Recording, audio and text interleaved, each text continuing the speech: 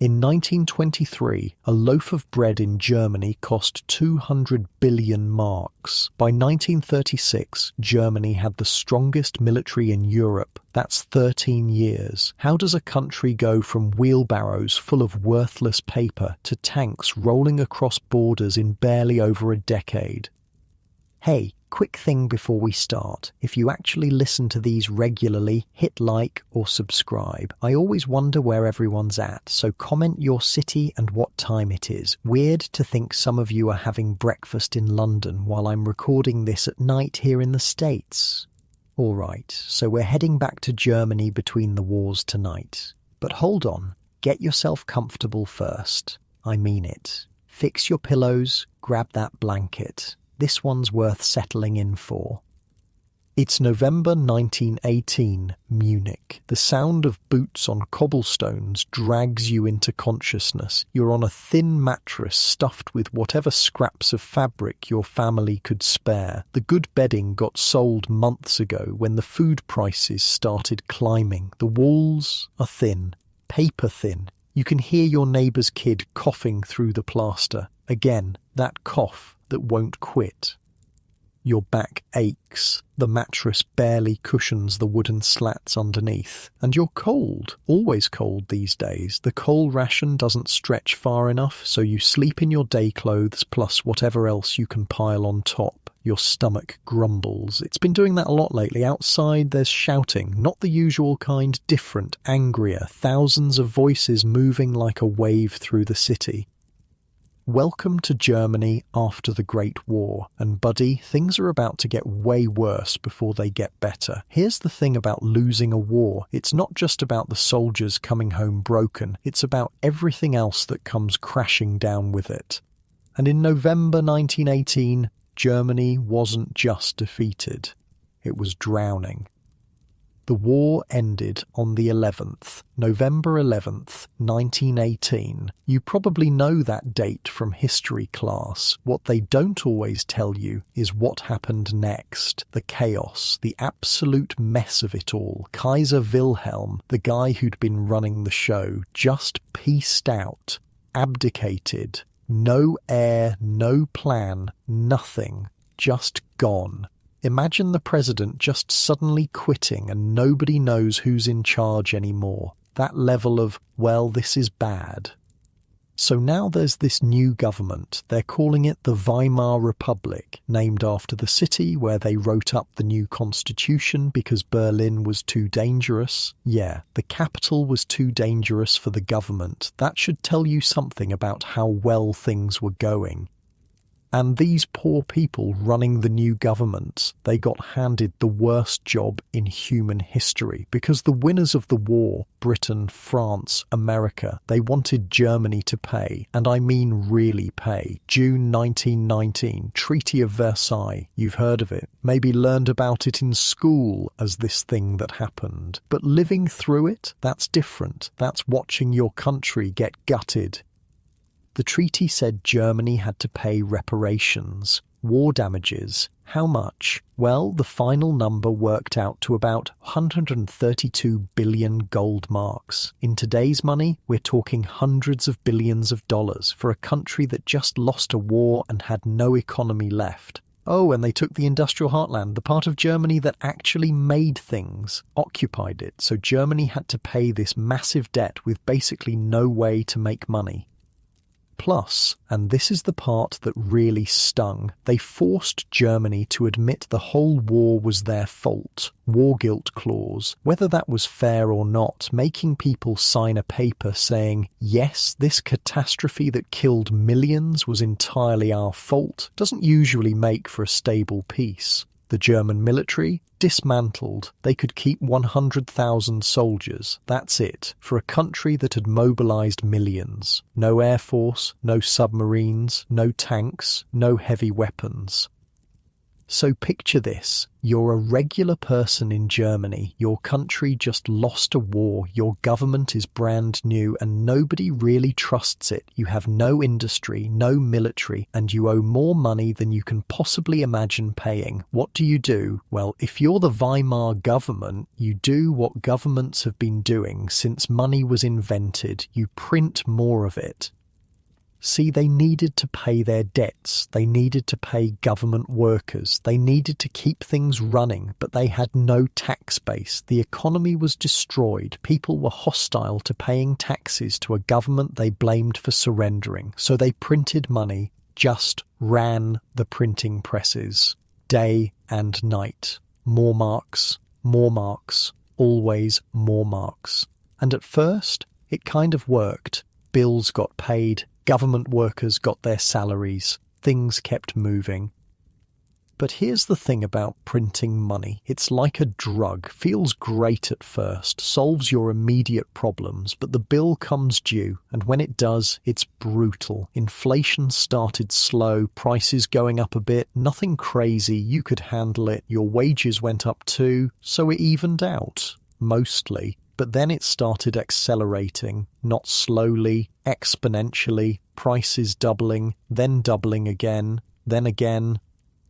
By 1922, things were getting weird. You'd go to the store in the morning and bread cost 200 marks. You'd come back that afternoon, same bread cost 400 marks. Not because anything changed, just because the money was worth less every hour. Your wages couldn't keep up. Employers would pay workers twice a day, morning and afternoon, because if they paid once a day, the money would be worthless by evening. People would rush to spend their wages immediately, sprint to the stores, because in 2 hours your paycheck might buy half of what it did when you got it. You know those images of people carrying wheelbarrows full of money? That's real. That happened, not because they were rich. Because the money was so worthless you needed a wheelbarrow to carry enough to buy groceries.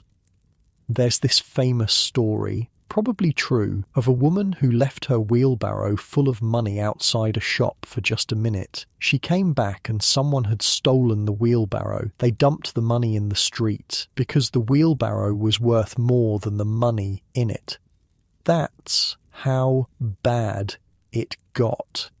Kids would play with blocks made of stacks of bills, not toy money, real marks, bound together in bundles because they were worth less than actual wooden blocks.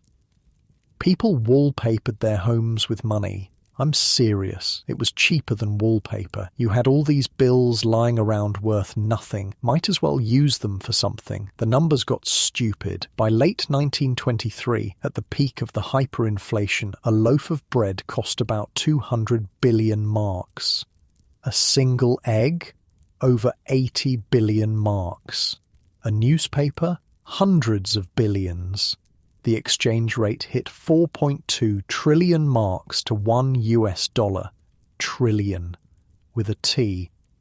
Try to wrap your head around that. You can't. Nobody could. The human brain isn't built to comprehend those numbers in a real, practical way. Your life savings, gone, evaporated. That money you'd been saving for your whole life, it couldn't buy a stamp. People who'd worked their entire lives, saved carefully, planned for retirement. They were wiped out overnight. Everything they had, everything they'd worked for, just gone.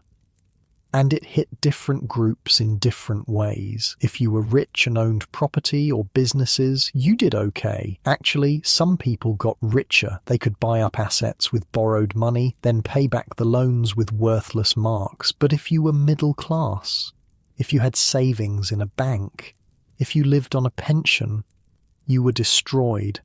Absolutely destroyed. That's where the real poison entered German society. The middle class got obliterated, and these were the people who'd believed in the system, who'd played by the rules, saved their money, worked hard, did everything right, and the system betrayed them, took everything they had. You can imagine the rage, the sense of betrayal. looking at your parents who saved every pfennig their whole lives and now it's all worthless. They're broke and they're too old to start over. So who do you blame? The government, the new government that signed the treaty, the Weimar Republic. People started calling them the November criminals, said they stabbed Germany in the back. This myth started spreading that Germany hadn't really lost the war on the battlefield, that it was the politicians who surrendered unnecessarily. Was that true? No. Germany was finished by November 1918. The military was collapsing, but truth doesn't matter when people are desperate and angry. They needed someone to blame, and into this chaos, all these different groups started emerging. Communists on one side, wanting revolution, like Russia had. Nationalists on the other, wanting to restore Germany's glory. Monarchists wanting the Kaiser back. Fringe parties popping up everywhere. Munich in November 1918, where we started, had armed groups taking to the streets, different factions fighting for control. The Freikorps, these were demobilized soldiers, couldn't adjust to civilian life, so they formed these paramilitary groups, violent, brutal. In the streets you'd see political rallies that turned into fights, sometimes shootings. The government barely had control. It was like the whole country was coming apart at the seams. You're just trying to survive. Get food, keep warm, stay safe. Basic things that suddenly aren't guaranteed anymore. The stores are half empty, supply chains broken from the war. The little that's available you can't afford because prices change by the hour. You might wait in line for bread, and by the time you get to the front, the price has doubled and you don't have enough. People were bartering, going back to trading goods directly because money was meaningless. A dozen eggs for a shirt, a loaf of bread for a book. Whatever worked. Your job, if you still had one, was chaos. Employers struggling to figure out how to pay workers. How do you calculate wages when the currency loses half its value every day? Some factories would let workers take home part of their production. Instead of money, you got paid in whatever the factory made. Screws, fabric, coal, whatever. Then you'd trade it for what you actually needed. At night, you'd lie on that thin mattress, listening to your neighbour's kid cough, your own stomach cramping with hunger, and wonder how things could possibly get any worse. And here's the truly wild part. They did get worse. Before they got better, a lot worse. But there was this moment, this brief window, where someone finally stepped in and said, "Okay, enough." The Americans and British, watching Germany spiral into complete chaos, started to worry. A totally collapsed Germany wasn't good for anyone. Revolution was spreading. The whole continent was unstable. So they came up with a plan, the Dawes Plan, named after Charles Dawes, American banker. The idea was simple. Give Germany a massive loan, introduce a new currency based on gold, restructure the debt payments to something manageable. In 1924, they introduced the Rentenmark. One Rentenmark equaled 1 trillion of the old marks. Just like that, they cut 12 zeros off the currency, reset everything.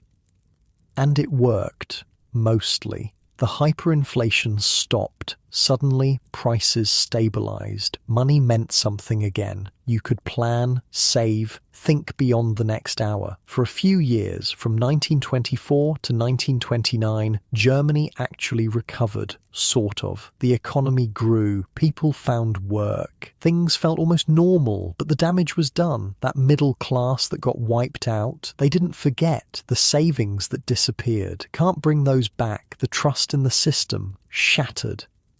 And all those fringe political groups that popped up during the chaos, they didn't go away. They kept organising, growing, waiting. One group in particular, founded in 1920, called themselves the National Socialist German Workers' Party. Most people just called them by a shortened version of the name. They'd been small, barely relevant during the chaos years, but they'd been watching, learning, building, and they knew exactly which fears to prey on, which wounds to poke.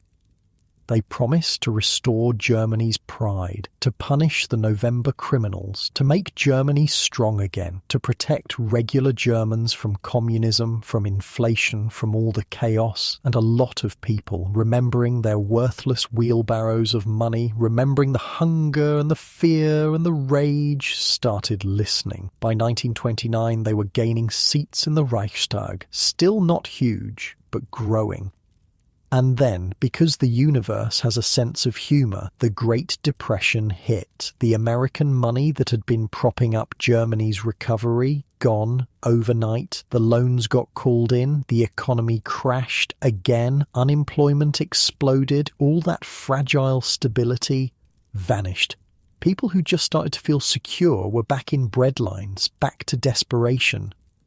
And those fringe parties that had been growing, they exploded. In the 1930 elections, that National Socialist Party jumped from 12 seats in the Reichstag to 107. Second largest party in Germany. 2 years. That's all it took. You can draw a straight line from that worthless wheelbarrow of money in 1923 to what came next. From the betrayal and rage and desperation to the choices people made when they were scared.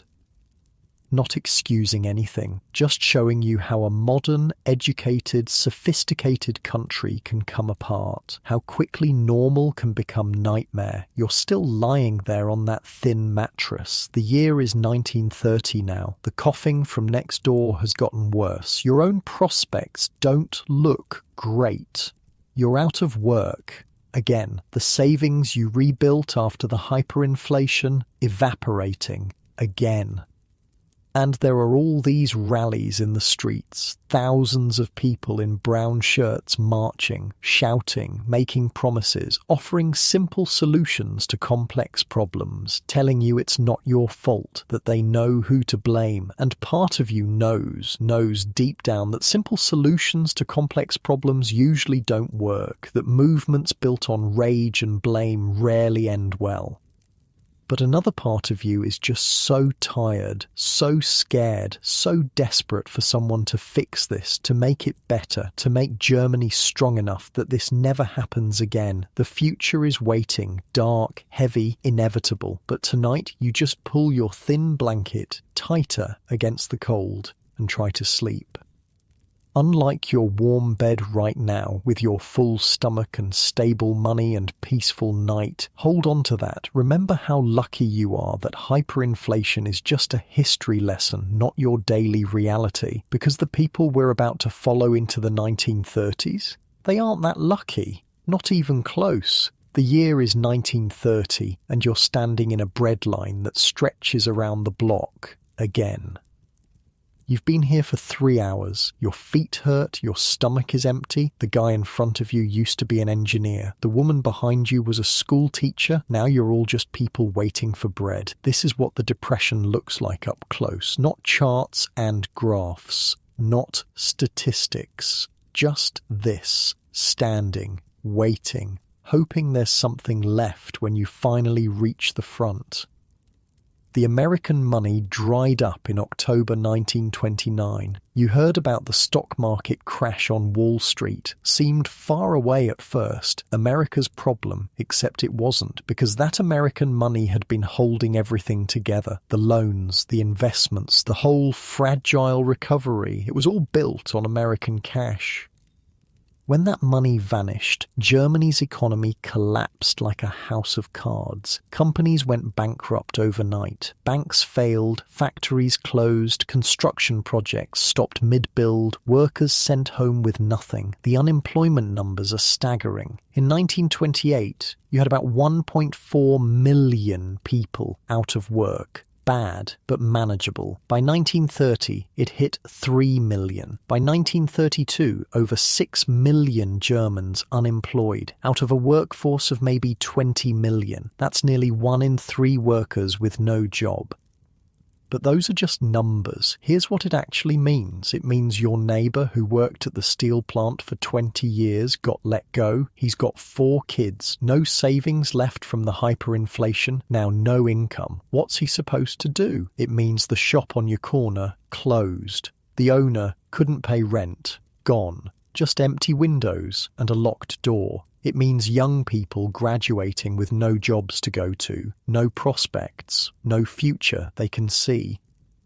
The desperation is everywhere. You can smell it, literally. People can't afford to heat their homes or wash their clothes properly. The streets are full of people who look defeated, hollow. Suicides went up, way up. When your savings are gone, your job is gone, your hope is gone. Some people just couldn't take it. And into this misery, the politicians kept squabbling. The Weimar government was a mess of coalition parties that hated each other. They couldn't agree on anything, couldn't pass laws, couldn't fix problems. You had chancellors changing like seasons. Franz von Papen, Kurt von Schleicher, musical chairs while the country burned.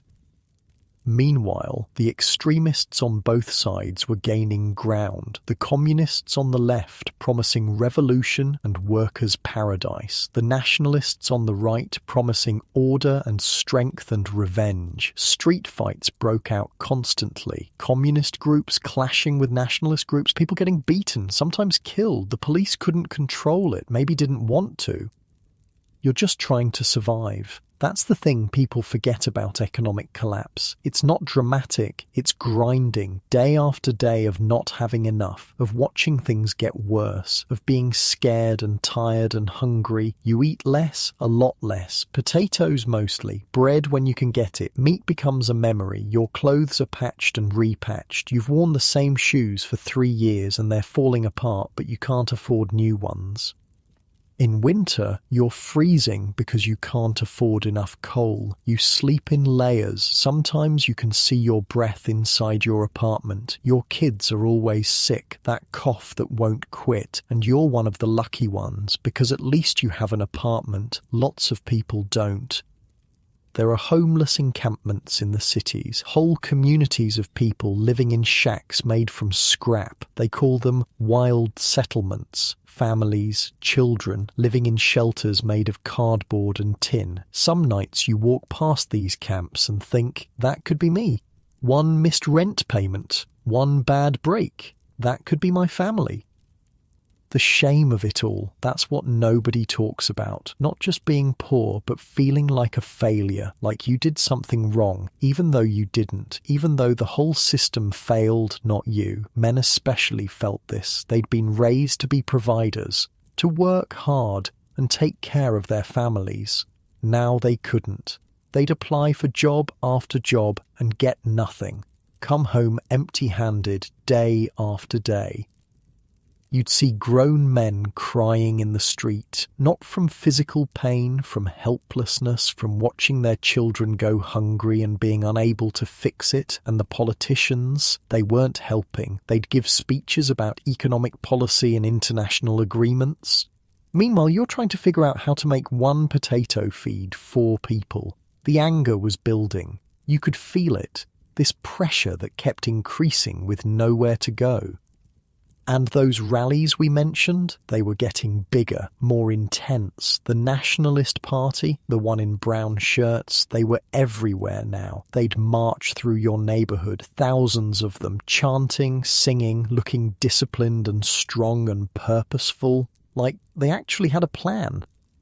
Their leader, the guy with the moustache, he was good at speeches, really good. He'd stand up there and just rage about the betrayal, about the Treaty of Versailles, about how Germany deserved better, about how it was all someone else's fault. And you know what?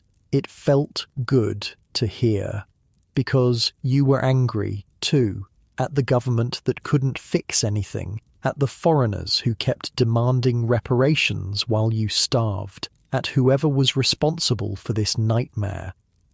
He'd point at scapegoats, say they were the problem, get rid of them, everything gets better. Simple, clean, easy to understand. Was it true? Didn't matter. It felt true, and when you're desperate, feeling beats thinking. The 1930 election was wild. The Nationalist Party jumped from 12 seats to 107. Suddenly, they're the second biggest party in the Reichstag. 2 years earlier, nobody took them seriously. Now they're a major force.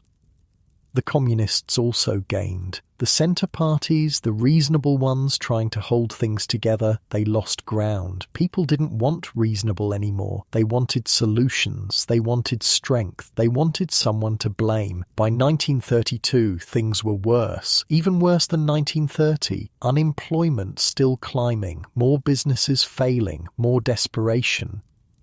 There were presidential elections. The old president, Hindenburg, he won, but the mustache guy came in second, got over 13 million votes, 13 million Germans saying, yes, this angry man yelling about revenge, let's try that. The July 1932 Reichstag elections. The Nationalist Party became the single largest party, 230 seats, not a majority, but the biggest bloc.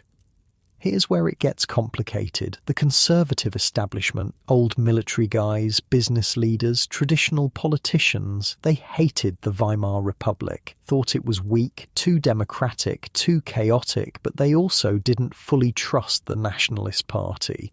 Too radical, too unpredictable, too lower class for their taste. So they had this idea, brilliant in its stupidity. They'd bring some nationalist leaders into the government, give them a few positions, but surround them with conservatives, control them, use their popularity but contain their radicalism. They thought they were being clever, co-opting the movement, taming it. In January 1933, they convinced old President Hindenburg to appoint the mustache guy as Chancellor, not because they liked him, because they thought they could control him. He'd be Chancellor, but there were only 2 other party members in the cabinet. Everyone else was conservative establishment. They'd keep him in check. Obviously, I cannot stress enough how catastrophically wrong they were. January 30th, 1933, you're going about your day. Maybe you heard the news. New Chancellor appointed. Probably didn't think much about it. Chancellors had been changing constantly. This was just another one. But this time was different. You'd realise that soon enough. Within weeks, things started changing. Fast. Way too fast. February 27th, the Reichstag building burned. Big fire. Lots of smoke. They blamed a communist. Said it was the start of a communist uprising. Was it really? Who knows? Convenient timing, though. Perfect excuse for what came next. The new Chancellor went to old Hindenburg. Said there's a communist threat. Emergency powers needed. Just temporary. Just to restore order. Hindenburg signed. Of course he did. He was 85 years old and scared of communists. The Reichstag fire decree, February 28, 1933, suspended most civil liberties, freedom of speech, freedom of assembly, freedom of the press, all gone. Temporarily, spoiler alert, nothing about it was temporary. Communist Party members got arrested, thousands of them. Opposition newspapers shut down. Dissidents disappeared. Happened so fast people barely processed it. March 1933, another election. But this time, the Nationalist Party controlled the police, controlled who could hold rallies, controlled the message, and they had those emergency powers. They didn't win a majority. Even with all that, they only got 43.9% of the vote. But combined with their coalition partners, they had enough. March 23rd, 1933. The Enabling Act basically said the Chancellor could pass laws without the Reichstag, without any checks. He could just decree things into existence. The Reichstag voted to make itself irrelevant. Why? Some members were already arrested, others were threatened, many were true believers, some just went along because everyone else was. And just like that, democracy in Germany was over. Dead. 4 months from appointment to dictatorship. 4 months. You're watching this happen. Maybe you supported it. Maybe you were horrified. Maybe you were just confused. Either way, the world you knew was ending. The conservative establishment that thought they'd control him, they realised their mistake fast. Too late though, way too late. One by one, every other political party got banned or dissolved themselves. By July 1933, Germany was a one-party state. Trade unions dissolved, replaced with a party-controlled labor organization. New laws passed daily. The civil service got purged. Anyone considered unreliable got fired. Unreliable meant Jewish or communist or just not enthusiastic enough.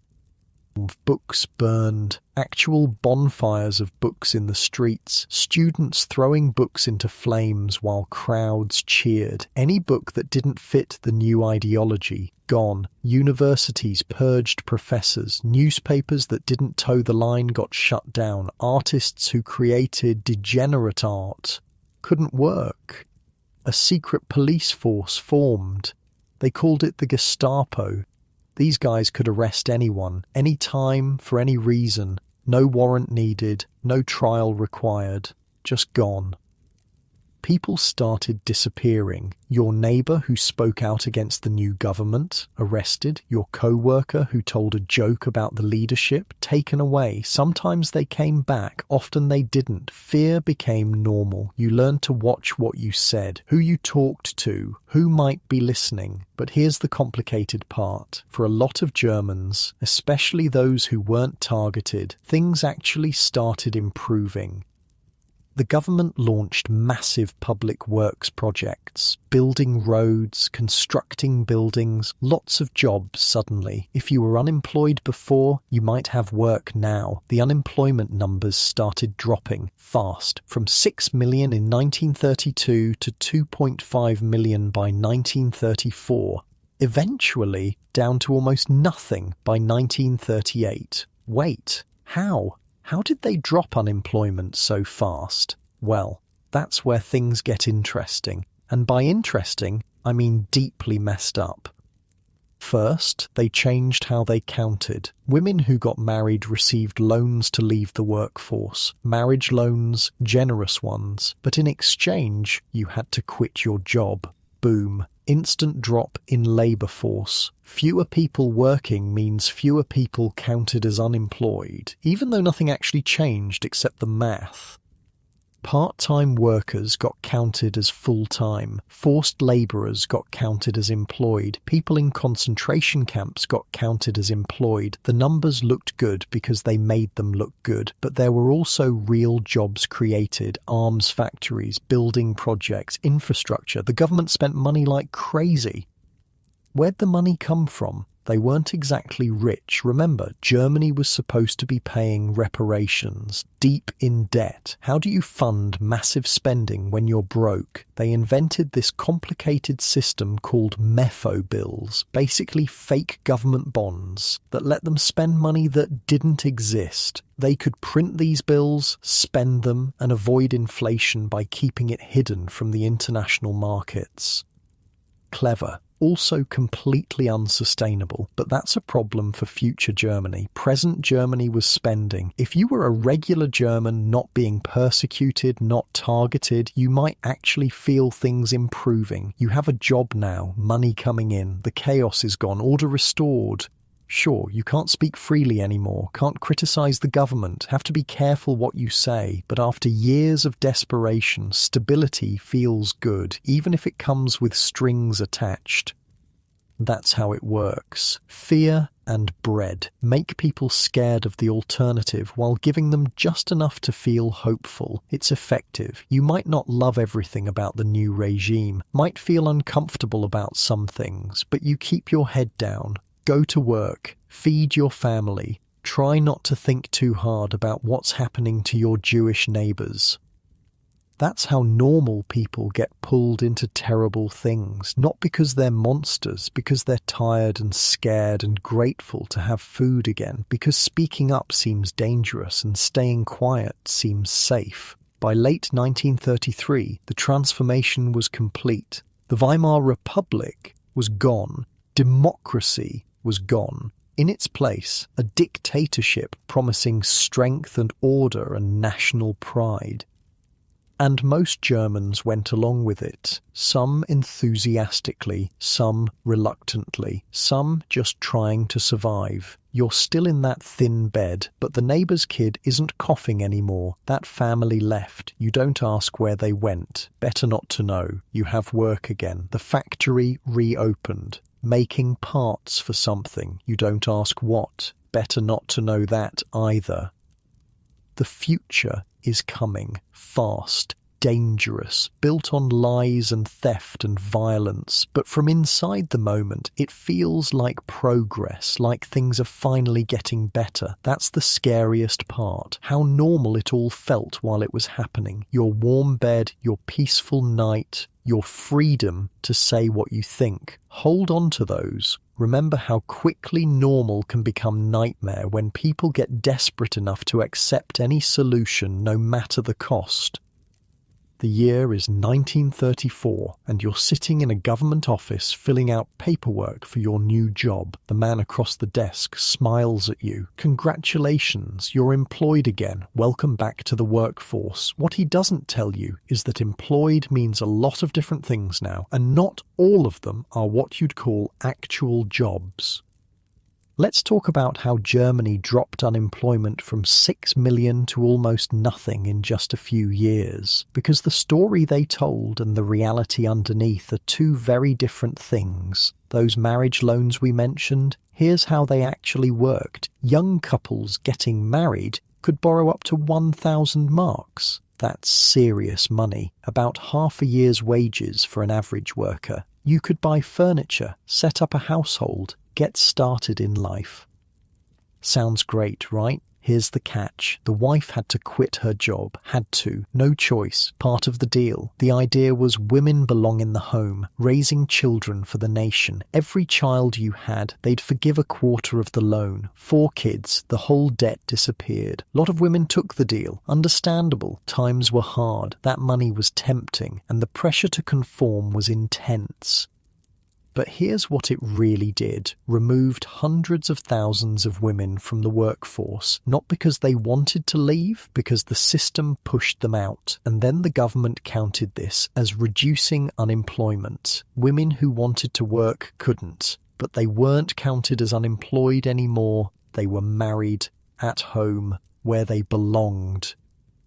Your sister took one of these loans. She'd been working as a secretary, good at it, liked her job, but her fiancé said they should take the loan. Everyone else was doing it, and that money would really help, so she quit, got married. Now she's at home, pregnant already, trying to convince herself she's happy about it. Is she unemployed? Not according to the statistics. Problem solved. Then there's the voluntary labour service. The name itself is a lie, because there's nothing voluntary about it. You're unemployed. You go to get your welfare benefits. The guy at the office tells you congratulations, you've been selected for the labour service. It's volunteer work for 6 months. You're going to help build things, dig ditches, clear land, plant trees, all for the glory of the nation. Your pay, less than the welfare you were getting, sometimes way less, maybe 25 pfennigs a day plus food and shelter. That's nothing. That's insulting. The work, brutal. You're outside in all weather, digging with hand tools, moving earth, building roads. Your hands blister and bleed. Your back screams. 10, 12 hours a day. The shelter is barracks, crowded, cold in winter, hot in summer. The food is thin soup and black bread. You're always hungry, always tired. And if you complain, if you refuse, bye-bye welfare benefits, maybe worse. Maybe you end up somewhere you really don't want to be. But hey, you're employed now. The labour service counts as employment. Check that box. Numbers look good. Your cousin got assigned to labour service. He's 19. Strong kid. Thought it would be an adventure. Came back after 6 months looking 10 years older. Hands like leather. Cough that won't quit from working in the cold and damp. He doesn't talk about it much, says it was fine, says he's proud to serve, but you see something in his eyes that wasn't there before. Then there are the actual concentration camps. Yeah, they existed before the war. Started right away in 1933. First they were for political prisoners, communists, socialists, anyone who opposed the regime. By 1934, they had several camps operational: Dachau, Oranienburg, others. The prisoners had to work, hard labour, building the camps themselves, then working in quarries, factories, whatever the state needed. Were they employed? According to the government statistics, yep, full-time employment. How nice for them, really boosting those numbers. You don't see these people. They disappear one day. Maybe you hear rumours, maybe you don't ask questions. Probably safer that way. The regime was really good at making the numbers say whatever they wanted. Part-time work counted as full-time employment. Didn't matter if you were working 10 hours a week, you had a job. Check. People doing odd jobs here and there. Employed. Kids helping on family farms. Employed. Anyone who did any work at all. Boom. Employed. The actual unemployment went down too. That's real. There were actual jobs being created, but nowhere near as many as the numbers suggested. Where were the real jobs? Mostly in rearmament, building weapons, ammunition, tanks, planes disguised as agricultural equipment or passenger vehicles. Arms factories ran multiple shifts. You could get work there, good pay even, if you didn't think too hard about what you were making or why. Construction projects everywhere. The Autobahn, the highway system, employed over 100,000 workers at its peak. That's real employment. Actual jobs with actual wages. But it's 1935 now, and you're working on an Autobahn project outside Munich. The work is hard. You're building roads by hand mostly. Some machines, but lots of manual labour. Your muscles ache constantly. The pay is decent though. Regular wages, you can feed your family. That matters more than anything. You hear speeches about how these highways will unite Germany. Let families tour their beautiful country, pride and progress. What you don't hear as much is how they're designed for military transport, how the bridges are built extra strong for tanks, how the routes connect to potential frontiers. You suspect, everyone suspects, but you don't say anything. The paycheck is too important. Your crew boss is a guy who loves the regime, wears his party pin proudly, talks constantly about national rebirth, German strength, all that.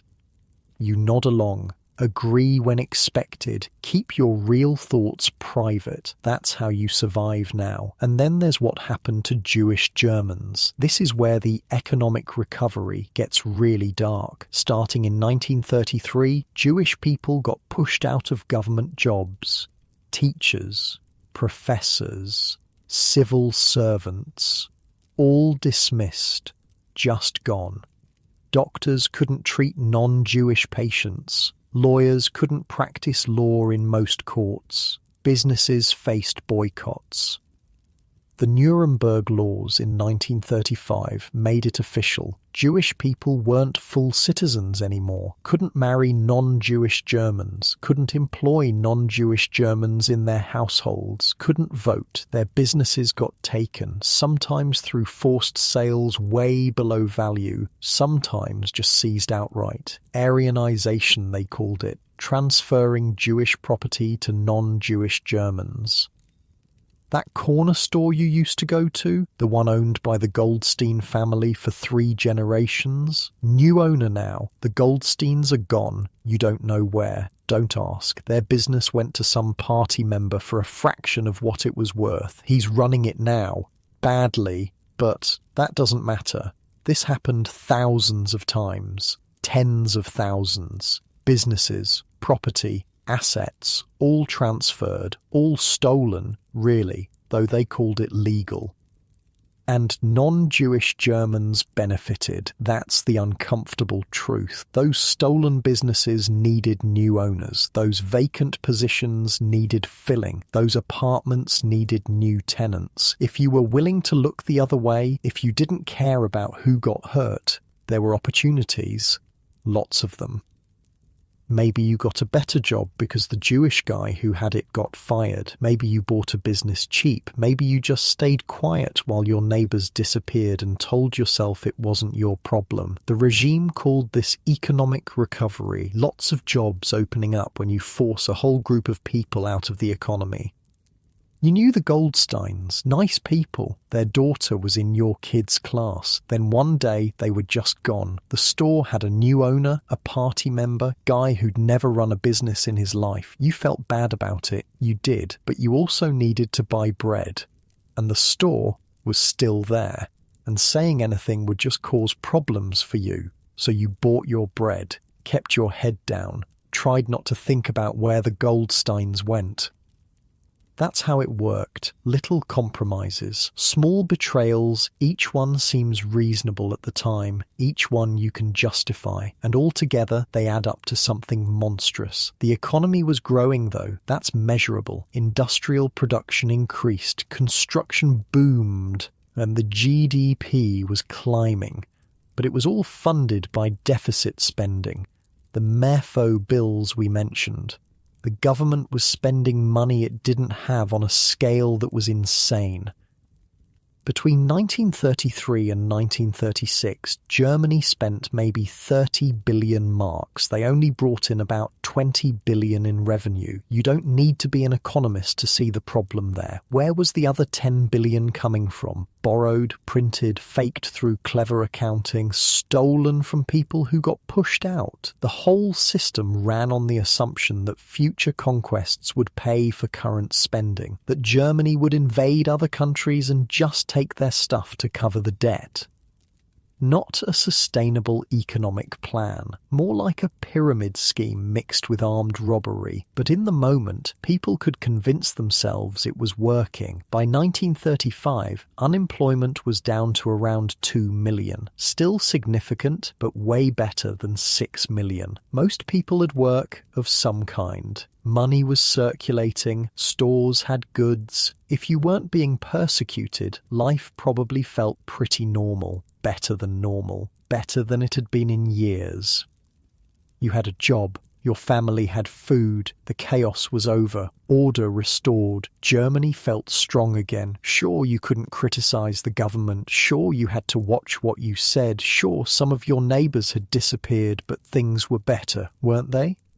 You lie in bed at night sometimes and think about the Goldsteins. Wonder where they are, if they're okay. Feel guilty that you didn't say anything, didn't do anything. But what could you have done? Really, speaking up would just get you in trouble too, wouldn't help them, would just hurt you and your family. That's what you tell yourself. That's what everyone tells themselves. And maybe it's even true. Maybe there was nothing you could have done. Or maybe that's just what you need to believe to sleep at night. The propaganda was everywhere. Radios in every public space broadcasting speeches, posters on every wall, films showing German strength and unity, rallies and marches constantly. Kids learned it in school. The new curriculum, German greatness, racial theories, military discipline. Your son comes home talking about blood and soil, about Germany's destiny. You recognize the words, the ideas. They make you uncomfortable, but he's so enthusiastic, so proud, and contradicting him feels dangerous. So you nod, say that's interesting, try to subtly guide him toward better values, but the pressure from outside is so much stronger than anything you can say at home. This is how societies change, not all at once, gradually, one compromise at a time, one silence at a time, one stolen business at a time. The forced labour camps were expanding, more people going in, fewer coming out. The rumours were getting darker. Torture, death, but just rumours. Nothing confirmed, nothing you could prove. Better not to think about it. Focus on your own family, your own survival. That's what matters. That's all you can control. By late 1935, the regime had been in power for almost 3 years. The transformation was complete. The economy was humming along, on paper anyway. Numbers looked good. People had jobs. Germany felt strong. The military was growing again. That happened in March 1935. Mandatory conscription, building the armed forces back up, violating the Treaty of Versailles openly. The world complained but didn't actually do anything, so Germany kept pushing, kept growing, kept preparing for what? War. Obviously war. Anyone paying attention could see it, but people didn't want to see it, didn't want to believe it. The last war had been too horrible. It couldn't happen again. Besides, you had your own problems, your job, your family, getting through each day. The big picture was too big to deal with, too scary to think about. Your bed is more comfortable now than it was in 1932. You can afford better blankets. The heating works. Your stomach is full. By those measures, things are better. You try to focus on that, the concrete improvements in your daily life, not the people who disappeared, not the propaganda, not the weapons being built, not the storm that's obviously coming, just your warm bed, your full stomach, your job that lets you survive. That's enough. It has to be enough, because the alternative is thinking about where this is all heading, and that's too terrifying to contemplate. It's 1936, and you're working in a factory that makes agricultural tractors. At least that's what the signs say. That's what you tell people when they ask what you do. Agricultural equipment, helping German farmers feed the nation. Except the tractors you're building have armor plating and turret mounts and tracks designed for combat, not farming. Nobody calls them tanks. Not out loud, but everyone knows what they are. The deception started years earlier, right from the beginning. The Treaty of Versailles said Germany couldn't have tanks, couldn't have an air force, couldn't have heavy weapons, so Germany just called them something else. Those tanks, agricultural tractors. The light ones were Klein tractor, the medium ones were Gross tractor, see? Perfectly innocent. The bombers, passenger aircraft, mail planes, civilian transport. The Lufthansa airline was basically a training ground for military pilots. Flying mail routes, learning navigation, practicing formations, all totally civilian. Nothing military about it. Wink, wink. Your factory had been making actual tractors until 1934. Then new blueprints arrived, new specifications. The boss gathered everyone and gave a speech about serving the nation, building Germany's future. The future, apparently, needed a lot of heavily armoured farming equipment. You knew what was happening. Everyone did. But the paycheck was good. Better than good. The defence sector paid better than almost anything else. And what were you supposed to do? Quit on principle, then someone else would take your job and you'd be unemployed again. Better you than them, right? That's how they got everyone to go along. Not through force, through making it easier to comply than resist, through making it profitable to not ask questions. The aircraft factories were even more blatant. They'd build planes with civilian markings, test them, then strip out the passenger seats and add bomb racks. Surprise, it's a bomber now. The Junkers Ju-52 started as a passenger plane. Lufthansa flew them on regular routes, comfortable, reliable. Then the military version came along, same plane, different job, paratroop transport, bomber, whatever you needed. Messerschmitt was making sports planes and racing aircraft. Fast, agile little machines. For sport, obviously. Nothing military about planes designed for speed and manoeuvrability.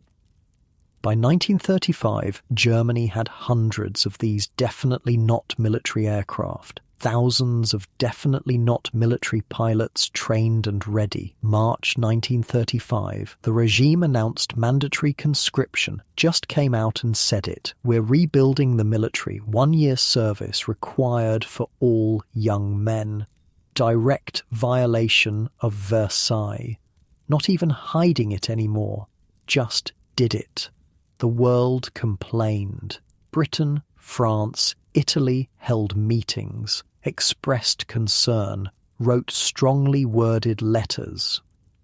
Then did nothing, absolutely nothing. Germany got away with it. The treaty was dead. Everyone knew it. The question was just how far Germany would push before someone actually stopped them. Turns out, pretty far. The military grew fast. By the end of 1935, the army had about 800,000 men. 8 times the treaty limit, equipped with all those tractors and passenger planes.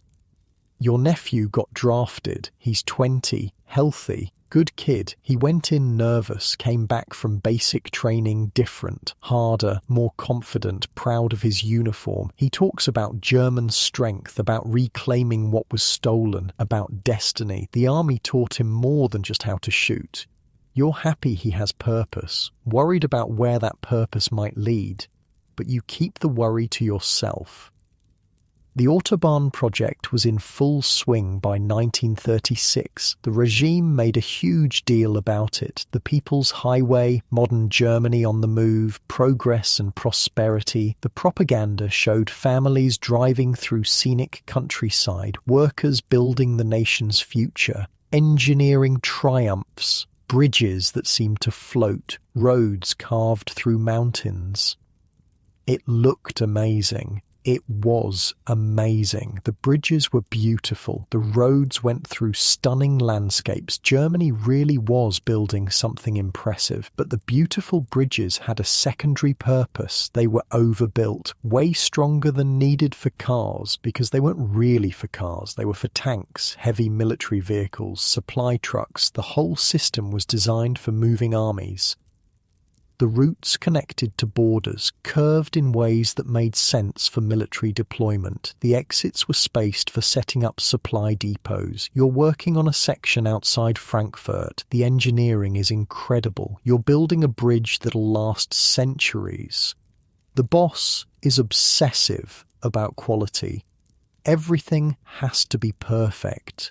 One day, someone asks why the bridge needs to hold so much weight. Cars don't weigh that much.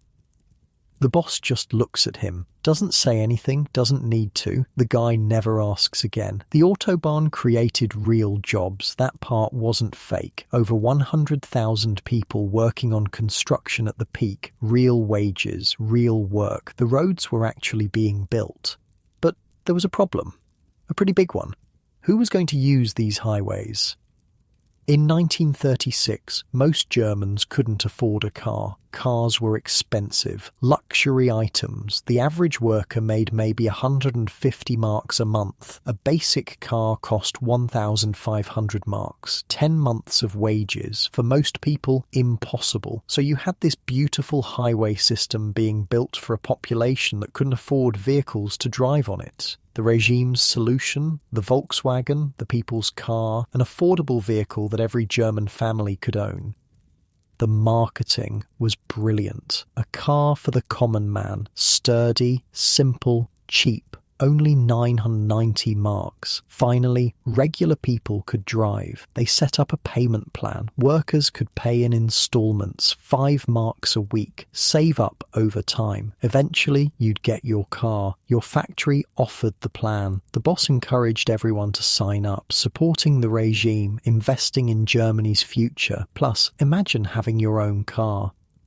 You signed up. So did almost everyone you knew. 5 marks a week wasn't much, and the idea of owning a car someday, that was worth it. They showed you pictures, sleek design, 4 people could fit comfortably. It would go 100 kilometers per hour. The car of the future, available to everyone. 340,000 Germans signed up for the payment plan, put in their 5 marks a week, month after month, year after year. The money added up. 110 million marks collected. That's serious money. Enough to build a factory, start production, deliver cars, except no cars ever came. Not one. Not a single person who paid into that program ever received their Volkswagen. Where did the money go? The war effort, weapons, ammunition, equipment. The whole thing was basically a scam from the start. The factory they built? It made military vehicles, jeeps, transport trucks, eventually using forced labour, but no people's cars. You kept paying your 5 marks a week, kept believing the car was coming, eventually, just needed more time, more development, soon. The regime was good at this, taking money, making promises, delivering nothing, but by the time you realised you'd been had, it was too late to do anything about it. The weapons production was massive, hidden and open at the same time. The big arms manufacturers, Krupp, Rheinmetall, others, were running overtime. They built new factories, expanded old ones, hired workers by the thousands. The production numbers were staggering. Rifles, machine guns, artillery, ammunition, tanks, planes, ships. Germany was becoming an arms factory.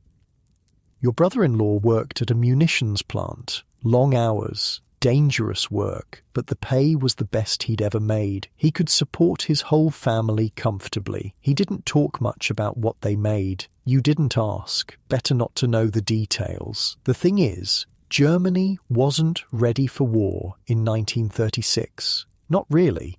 The rearmament was happening fast, but it wasn't complete. The military was growing but still had gaps, equipment shortages, training issues. If Britain and France had pushed back hard, stopped it early, maybe things would have been different, but they didn't. They negotiated, compromised, gave Germany more room. Every time Germany would do something aggressive, break another rule, everyone would complain, hold meetings, write more letters, then accept the new reality and move on. It was like watching someone cross line after line and nobody ever actually stopped them, just kept saying, well, this far but no further, then moving that line when it got crossed. The Rhineland remilitarization in 1936, that was a big one. The Rhineland was supposed to stay demilitarized. Buffer zone. Part of Versailles. March 1936, German troops marched in, occupied their own territory, which they weren't supposed to militarize. France should have stopped it. Could have easily. The German forces were small, mostly symbolic. If France had pushed back, Germany would have retreated. But France didn't. Britain didn't want to fight over it. So Germany stayed. Another line crossed. Another bluff called? This is when people should have seen where things were heading. Clear as day. Germany was preparing for war, building weapons, training armies, breaking treaties, testing boundaries. But people didn't want to see it. The last war had been too horrible. Millions dead. Whole generation destroyed. It couldn't happen again. Wouldn't happen again. So they convinced themselves this was different. Germany just wanted respect. Wanted to be treated fairly. Wanted to defend itself. Reasonable things. And if you didn't push too hard on those thoughts, if you didn't follow them to their logical conclusion, you could almost believe it. You're lying in bed. 1937 now. You've been paying into that Volkswagen program for 2 years. Still no car, but they say production is ramping up. Soon. Just be patient. Your nephew is in the army. Your brother-in-law makes ammunition. Your cousin does forced labour building fortifications. Your sister quit her job for a marriage loan and now has 2 kids. You work on the autobahn during the day. Beautiful highway to nowhere, basically. Barely any cars use it, but it's there, ready, waiting. For what? You know, everyone knows, but saying it out loud feels dangerous, like speaking it into existence. The propaganda is constant. Germany is strong again. Germany is respected. Germany will never be humiliated like that again. Germans will have space to live. territory resources, what they deserve. The maps in school show Germany's historical territories, the lands that were taken, the places that should be German. Your kids come home talking about reclaiming what was lost. It's presented as justice, righting wrongs, not as conquest, not as war, just getting back what was stolen. The economy is still growing, the numbers look good, production is up, wages are up, employment is up. By the statistics, Germany is thriving. What the statistics don't show is the debt, the massive, unsustainable debt, the spending that only makes sense if you're planning to invade other countries and take their stuff. The whole economy is a ticking time bomb, built on borrowing and theft and deferred costs. It only works if the war works. If Germany wins fast and plunders enough to cover the bills, if the war goes badly, if it lasts too long, the whole thing collapses, worse than before, much worse. But nobody's thinking about that in 1937. The momentum is building. The machine is running. Germany feels powerful again. Feels unstoppable. Your factory just got new orders, more tractors, different designs, heavier armour, bigger guns. They're not even pretending anymore. The foreman tells you production needs to increase, longer shifts, more overtime. The nation needs you. Are you with us or against us? You're with them. Of course you are. What choice do you have? The money keeps coming in. The propaganda keeps playing, the military keeps growing, the borders keep getting tested, and nobody stops it. Nobody even really tries. You pull your blanket up, the good blanket you could afford now. The apartment is warm, the heat works, your stomach is full. You have savings again, real savings in stable currency. By every measure you use to judge your life, things are better, so much better than 1932.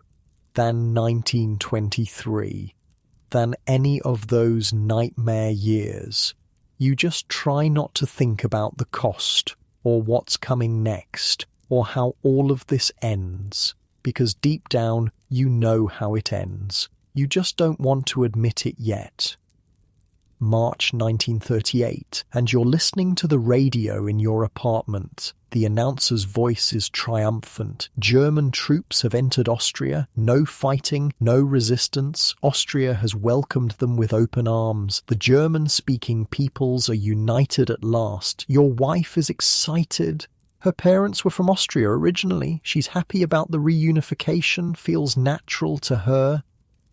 You're happy too. Mostly. It's hard not to get caught up in the excitement, the crowds cheering in Vienna, the flowers thrown at soldiers, Germany growing stronger without firing a shot. But there's this small voice in the back of your head, quiet, easy to ignore, asking where this stops, how far this goes. You ignore that voice. Everyone else is celebrating. Why shouldn't you?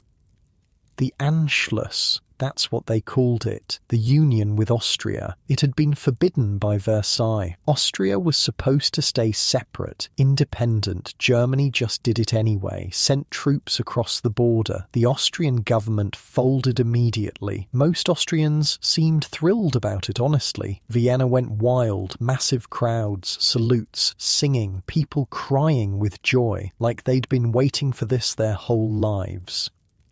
And again, Britain and France complained, held meetings, expressed concern, did nothing. The pattern was clear now. Germany would take something, everyone would protest, then accept it, move on. Germany would take something else. Where was the line? When would someone actually say no and mean it? Austria brought resources, people, industry. The economy absorbed it pretty easily. More workers, more factories, more materials.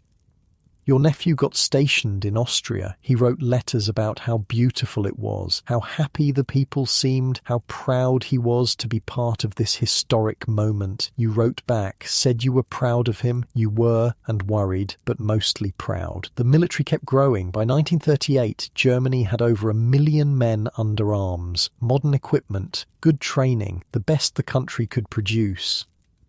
Your factory switched production entirely. No more pretending about tractors, just tanks, out in the open now. Nobody cared about hiding it anymore. The work was constant, 12-hour shifts, 6 days a week, sometimes 7. The pressure to produce more was intense. The nation needs you. The future depends on you. Are you doing enough? You're exhausted all the time, but the pay is incredible. You're making more money than you ever thought possible. Your family eats well, dresses well, has things you never could have afforded before. Your daughter wants a new dress for school, you can buy it. Just like that. No scraping together pfennigs, no choosing between bread and shoes. You just buy the dress. That feels good, really good. After years of poverty, being able to provide feels like success. Fall 1938. The Czechoslovakia crisis. The Sudetenland. This was the big one, the moment everyone thought might finally trigger something. Czechoslovakia had a chunk of territory along its border with Germany. The Sudetenland. Lots of German speakers lived there. The regime decided these Germans needed to be rescued, brought home to the fatherland. Never mind that Czechoslovakia was a sovereign country. Never mind that the Sudetenland had been Czech territory for decades. Germany wanted it. Therefore, Germany should have it. The demands were clear. Give us the Sudetenland, or we'll take it. And we're not bluffing this time. Czechoslovakia said no. They had a real military, fortifications, alliances with France and Britain. They could fight if needed. This was it, the moment. Britain and France had treaty obligations. If Germany attacked Czechoslovakia, they'd have to respond. Real war, actual fighting. You remember those weeks, the tension, the newsreels showing troops mobilizing, maps with arrows pointing at targets, your stomach tight with fear. This was when the reality hit you. War was coming, actually coming, not someday, not theoretical, soon, real, inevitable. You thought about your nephew in uniform, your son who'd be draft age in a couple years, your brother-in-law making ammunition, all of it suddenly very real and very scary. Then came Munich, September 1938. The leaders met, Britain's Chamberlain, France's Daladier, Germany's representative, Mussolini from Italy. Czechoslovakia wasn't invited to decide its own fate. They just had to wait while other countries decided what to do with their territory. The result? Germany got the Sudetenland. No war, peace in our time. Chamberlain came back waving a paper. Everyone celebrated. Crisis averted. Czechoslovakia got betrayed, lost a third of its territory, its fortifications, its defensible borders. Its allies abandoned it completely. You felt relief. No war. Your nephew would be safe. Your family would be safe. The nightmare was avoided. The newsreels showed Chamberlain as a hero, the man who preserved peace, who prevented another catastrophic war, smart, brave, wise. Looking back now, knowing what happened next, the whole thing seems insane. But in the moment, people were genuinely grateful, relieved. The alternative seemed so much worse. Your wife cried when she heard happy tears, no war, no death, everything would be okay. You wanted to believe it, tried to believe it, but that voice in your head was louder now, harder to ignore. If giving in worked, why would Germany stop? Why wouldn't they just keep pushing, keep taking, until someone finally said no for real? March 1939. Germany took the rest of Czechoslovakia, not just the Sudetenland, the whole thing, just rolled in and occupied it. No German speakers to rescue this time. No justification except, we want it and you can't stop us.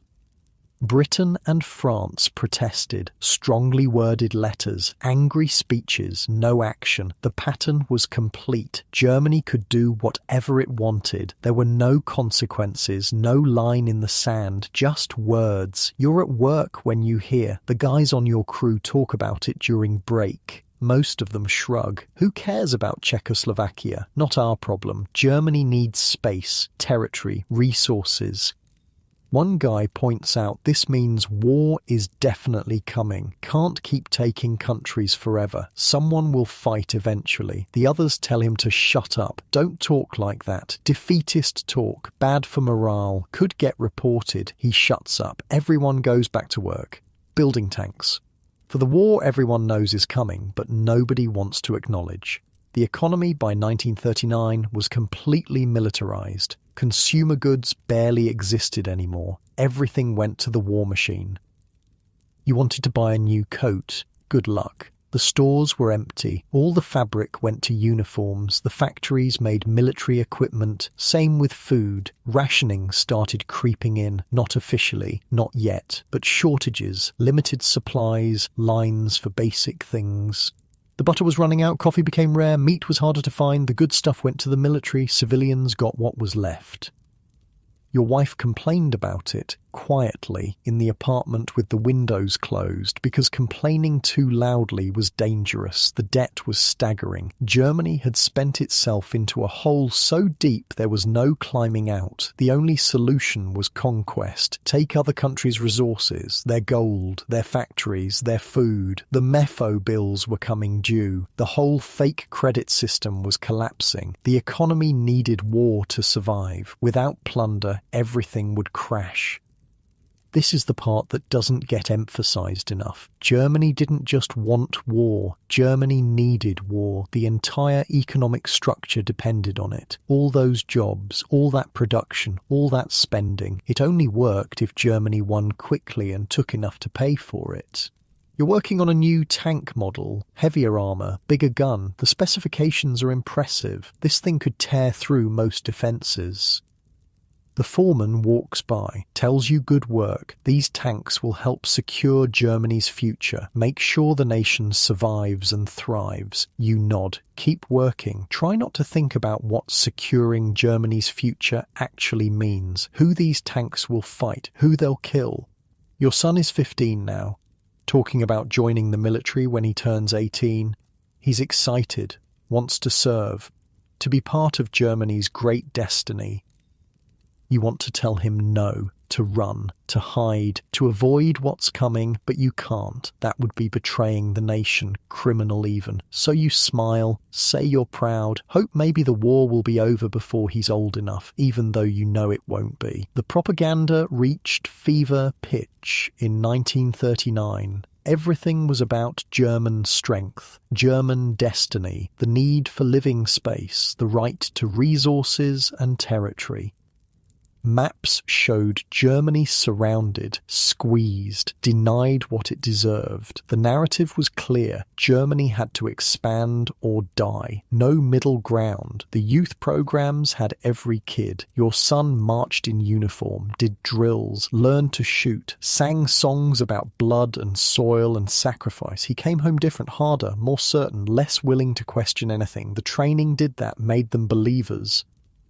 Your daughter was in the girls' organization, learning to be a proper German woman, to support German men, to raise German children, to serve the nation. She talked about how many children she wanted someday. 4 at least, for Germany, her duty. She was 12, already thinking about babies for the state? That's how deep the propaganda went. The last few months before war were strange. Everyone knew it was coming. The troops were massed, the weapons were ready, the plans were made.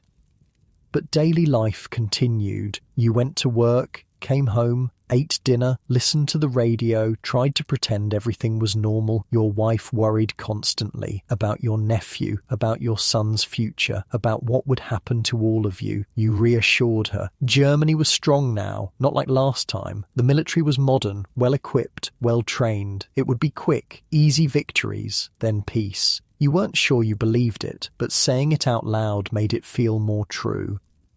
August 1939. The final pieces falling into place. The pact with the Soviet Union shocked everyone. Germany and the Soviets agreeing not to fight each other, secretly dividing up Poland between them. That sealed it. Poland was next. Everyone knew. The demands on Poland were impossible, designed to be rejected, to provide an excuse. The last week of August felt surreal. Summer weather, people on vacation, kids playing in the streets, life as normal while the army mobilized on the Polish border. September 1st, 1939. You wake up to the announcement. German forces have entered Poland. Some border incident. Polish aggression. Germany defending itself. The lies were transparent, but it didn't matter. The war had started. Your wife cried. Your son was excited. Your daughter looked scared. You felt numb. This is what everything had been building toward. 6 years of preparation. The economic transformation. The rearmament. The expansion. All of it leading to this moment. Britain and France finally did something. They declared war 2 days later, September 3rd, 1939. The threats were real this time. Germany was at war with major powers. The quick victories would need to keep coming. The plunder would need to cover the costs. The gamble would need to pay off. If it didn't, if the war went badly, if things lasted too long, the whole structure would collapse. The fake economy, the fake prosperity, the fake strength, all of it built on debt and theft and deferred payments. You're lying in your comfortable bed, full stomach, warm apartment. Good job. Your family is provided for. By every measure, life is better than it was 7 years ago. But you're at war now, real war, and your nephew is on the front lines, and your son will be in 3 years, and everything you built, everything Germany built, it all depends on winning. The bet had been placed, all in, everything on the table, either it works or it all comes crashing down worse than before. You pull the blanket tighter, try to sleep. Tomorrow you'll go to work, build more tanks, keep the machine running, play your part. What else can you do? The momentum is unstoppable now. The path is set. The future is coming whether you're ready or not. And deep down, in a place you don't like to examine too closely, you know how this story ends. How all stories built on lies and debt and violence eventually end. But not tonight. Tonight you're just tired, scared, hoping against hope that somehow it'll all work out, that the promises were true, that Germany really is strong enough now. That your nephew comes home safe, that your son never has to go, that the war ends quickly with German victory and then peace, real peace. Finally, you know better, but hope is all you have left, so you hold on to it. Close your eyes, try to rest. The storm is here and there's no shelter anywhere. September 1939, and you're looking at the numbers that don't add up. Your factory manager called a meeting, told everyone production needs to double. The war effort demands it. Germany's future depends on it. You raise your hand, ask a simple question. Where are the raw materials coming from? The steel, the rubber, the fuel? He doesn't have a good answer. Just says the leadership will figure it out. Have faith. Keep working. That's when you realize how precarious everything actually is. Here's the thing about Germany's economic miracle. It wasn't a miracle. It was a magic trick. And magic tricks only work as long as nobody looks too closely at how they're done. Look at the numbers from 1932 to 1939. Gross national product went from 60 billion marks to over 100 billion. Unemployment dropped from 6 million to basically zero. Industrial production soared. By every measure, massive growth. Incredible, except when you look at what was actually happening underneath. That 100 billion in GNP sounds impressive until you realise the government spent way more than that. The debt was astronomical, somewhere around 40 billion marks, maybe more. The accounting was deliberately murky. The MEFO bills were a house of cards. Germany had been spending money it didn't have for 6 years straight. The bills were coming due. The system was imploding. The only way to pay was conquest. Take Poland's resources, France's gold, everyone's everything, plunder on a scale that would cover the massive debt. If the war dragged on, if Germany didn't win quickly, the entire economy would collapse. Worse than 1923, worse than 1932, worse than anything. Your factory couldn't get enough raw materials. The stockpiles were running low. You needed metal from somewhere, fuel from somewhere, rubber from somewhere. The plan was to take it from conquered territories. Just take it. That's not an economic system. That's robbery with extra steps. Consumer goods had basically vanished. You couldn't buy a new pair of shoes, new furniture, new anything. Everything went to the military. The stores were empty, the shelves bare. Your wife would walk through shops finding nothing, come home frustrated, angry. You'd tell her to be patient after the war. Once Germany secures its future, then things will get better. But you weren't sure anymore. The pattern was becoming clear. The prosperity was fake, built on borrowing and stealing and promising that conquest would pay for everything. The employment numbers were a lie. We've covered this. Women pushed out. Forced labourers counted as employed. Prisoners counted as employed. Part-time counted as full-time. Real unemployment was way higher than official numbers, maybe double. But the statistics looked good, so the government could claim success. Your cousin who'd done forced labour still counted as employed, even though he was basically a slave making pennies a day. But hey, the numbers looked great. The agricultural sector was struggling. Food production wasn't keeping up with demand. The rationing that had been informal became official. You got coupons for bread, for meat, for butter, limited amounts. Had to make them stretch. The portions got smaller as the war went on. The military got fed properly. Civilians got what was left, which wasn't much. Your family was hungry more often. Not starving, not yet, but hungry. Your daughter complained about the food, got scolded for it. Be grateful, support the nation. The troops need it more than you do. She stopped complaining, learned to stay quiet when her stomach growled. The infrastructure projects were impressive. The autobahn was real. The bridges were beautiful. The engineering was solid.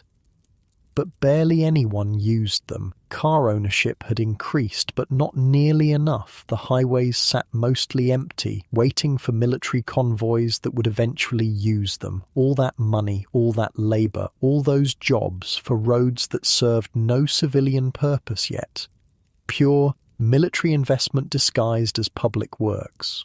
The Volkswagen scheme collected 110 million marks from 340,000 workers. Not one car delivered. The money went to weapons. The factory made military vehicles with slave labour. You'd paid in for 3 years, still no car, still waiting, starting to realise you'd never get one, but you couldn't complain. Complaining was dangerous, defeatist, bad for morale, could get you arrested, so you kept quiet, kept paying your 5 marks a week, kept pretending you believed the car was coming. The regime had succeeded in one way. Germany did have the strongest military in Europe by 1939. That part was real. Over 1 million men in uniform, modern tanks, advanced aircraft, good training, solid equipment. If the goal was military power, mission accomplished. Germany was formidable, ready for war, capable of serious damage. But at what cost? What had been sacrificed to build that military? Democracy, gone. Civil liberties, gone. Freedom of speech, press, assembly, all gone. Opposition crushed, dissent punished, fear everywhere. An entire group of people persecuted and driven out, their businesses stolen, their property seized, their lives destroyed. Jewish Germans who'd been part of the country for generations, gone. Your old neighbours, the Goldsteins, you never found out what happened to them.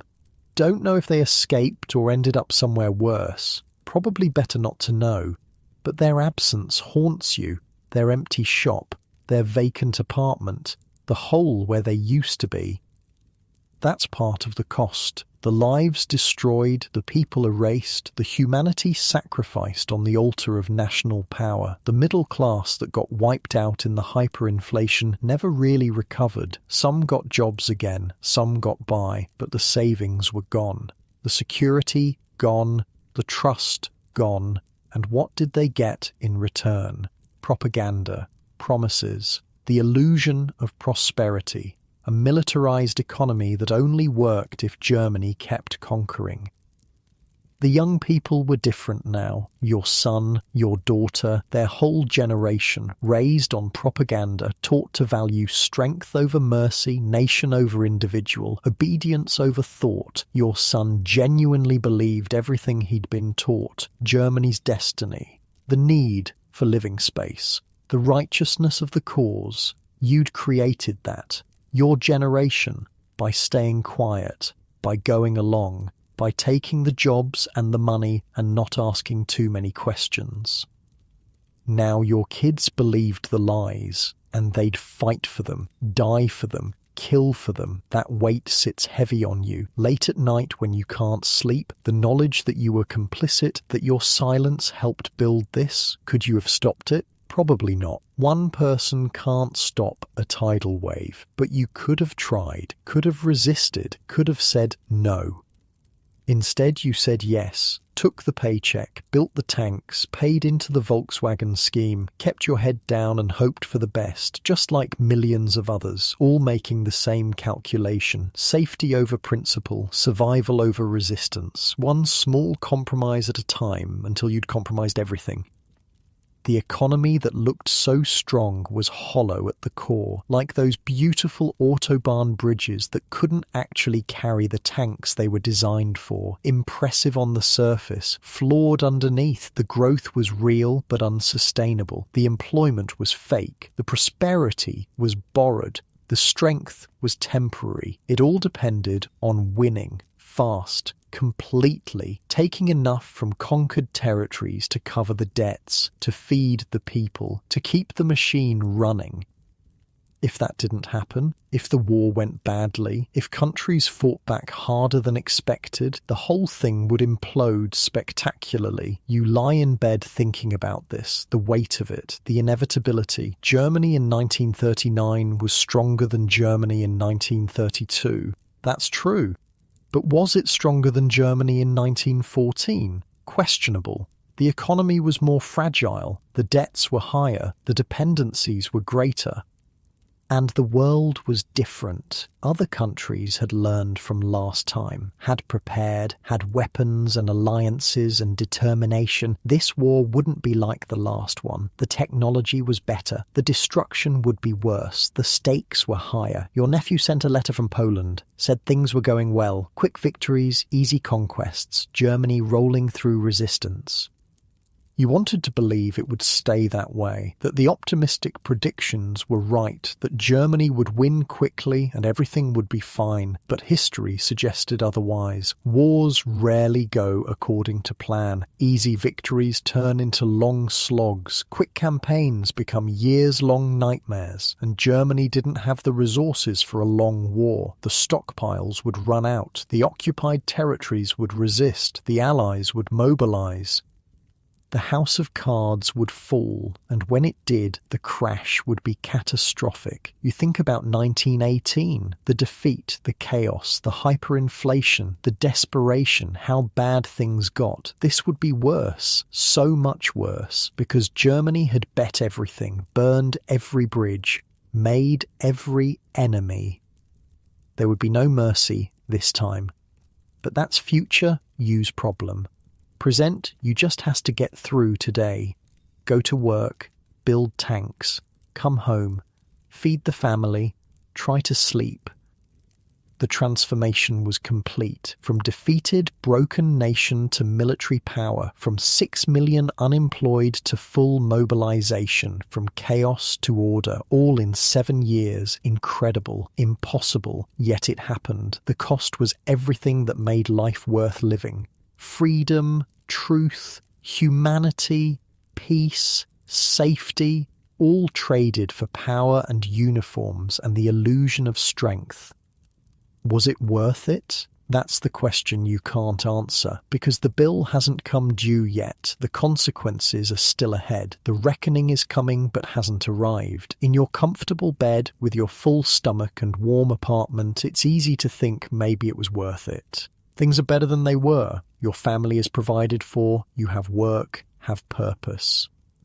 But the price tag is still being calculated. The interest is still accruing, and when the bill finally arrives, it'll be more than anyone can pay. The Germany that rose from the ashes of World War I didn't rise through strength or wisdom or economic genius. It rose through lies and debt and violence, through exploiting fear and anger and desperation.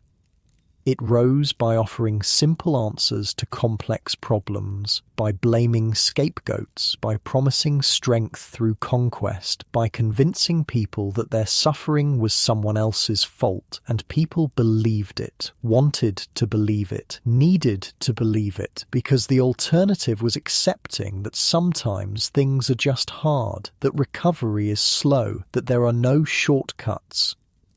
You were one of those people wanting to believe, needing hope, taking the easy path even though you suspected where it led. Now here you are, September 1939. The path led to war, to death, to destruction, like it always does when nations choose power over peace, strength over wisdom, pride over humility. Your warm bed right now, your peaceful night, your freedom to think these thoughts without fear. Hold on to those. Remember them. Remember how quickly normal becomes nightmare, how fast prosperity turns to ash, how easy it is to trade everything important for the promise of security. Remember the choices your grandparents made, the compromises, the silence, the complicity, and choose differently. Choose better. Choose truth over comfort, principle over safety, humanity over nation, because the alternative is waking up one day to find you've built a nightmare, and by then it's too late to do anything but watch it burn. The story of Germany between the wars isn't a story of economic recovery. It's a story of a country selling its soul and calling it strength, trading its humanity for military power, choosing the easy lie over the hard truth, and paying for it with millions of lives. Yours, your nephews, your sons, everyone's. But tonight, you just pull the blanket up, close your eyes, try to rest while you still can. The dawn is coming, and with it, everything that was always inevitable, everything you tried not to see, everything you knew was there but hoped would somehow pass you by. Sleep now, in your safe, warm bed, in your peaceful, free world, where economic collapse is a history lesson, not your reality, where tyranny is something that happened to other people in other times. Sleep knowing you're lucky, knowing how fragile it all is, knowing how easily it could all fall apart. And tomorrow, when you wake, maybe remember, maybe learn, maybe choose better than they did. That's all history can offer, not answers, just warnings, just reminders of what happens when people choose fear over hope, power over peace, lies over truth. Let that settle into your mind as you drift off. The weight of it, the importance of it, the fragility of everything we take for granted. And sleep, just sleep. Let it all fade into dreams while you still have the luxury of peace.